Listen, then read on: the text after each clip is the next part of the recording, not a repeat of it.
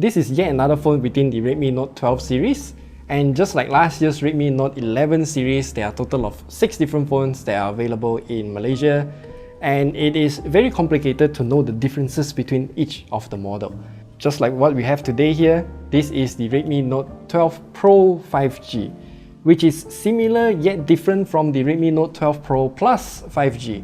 Yes, the removal of that little plus symbol actually warrants a new name, I guess, and also a 300 ringgit price difference. So that means this phone is only priced at 1,299 ringgit.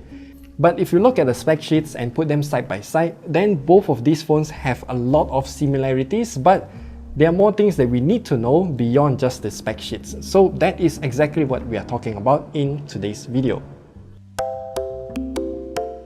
I'm going to give you guys some bad news first. We have returned the Pro Plus back to Xiaomi, so we can't do a side-by-side comparison between these two phones, but that doesn't matter because we have a lot of standardized tests that we can compare side by side without much of an issue.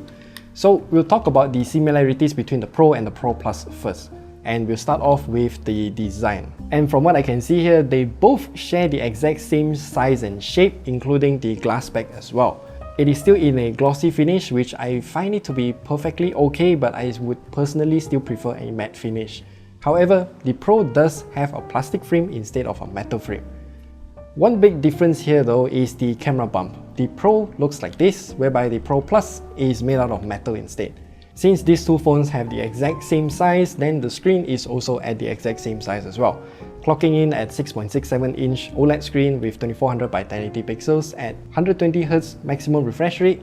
The color accuracy and all of the values also shown on the screen here.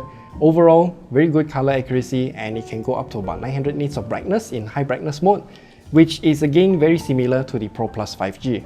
Moving on to the software, it is exactly the same as the Pro Plus. Once again, I'm not going to talk much about it here since it's the same MIUI and we've talked about it in the past. Watch our previous video to find out more. Overall, still not a fan of MIUI, especially with the new Get Apps bloatware, which is their own app arcade. I mean, there's already Google Play Store, so why do I need this? Then comes the performance. They are using the exact same MediaTek Dimensity 1080 chipset, and actually they perform the same as well, honestly.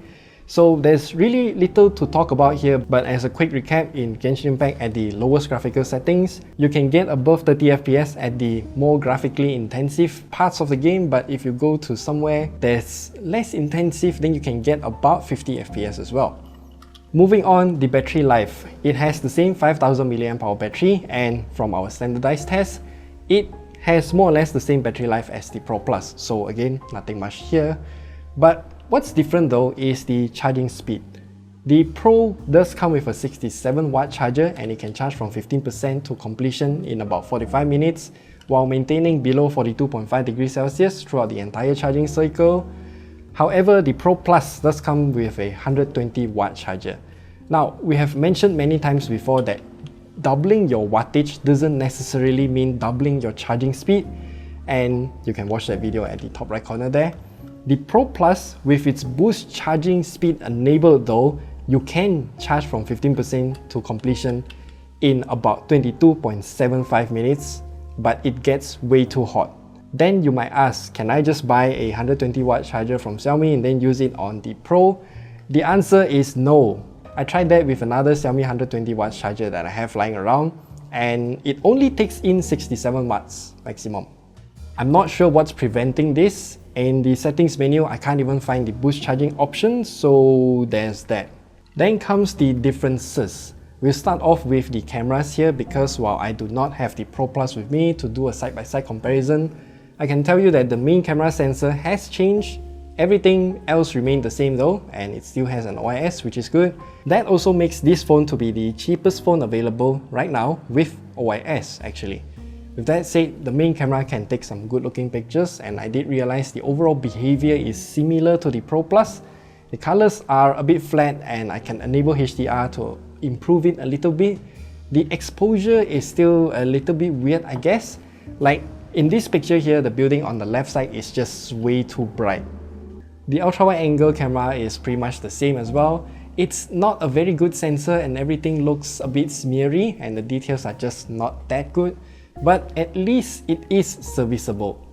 I don't want to talk about the 2 megapixel fixed focus macro camera because it's just useless.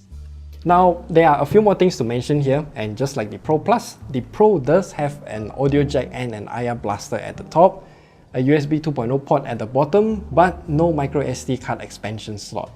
So, should you actually buy the Redmi Note 12 Pro 5G? This phone shares a lot of similarities between the Pro Plus, especially the chipset, screen, and proper OIS system for the main camera.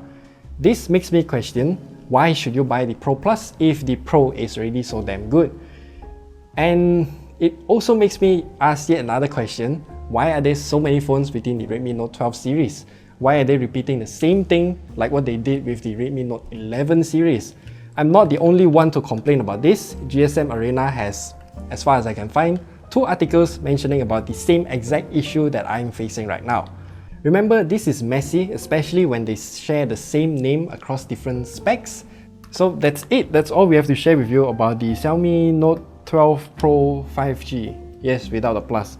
And if you want to watch our review of the Pro Plus 5G, then click at the top right corner there. Overall, very similar, but I do kind of feel like it's not worth paying the extra money for the Pro Plus. So yeah, that's about it.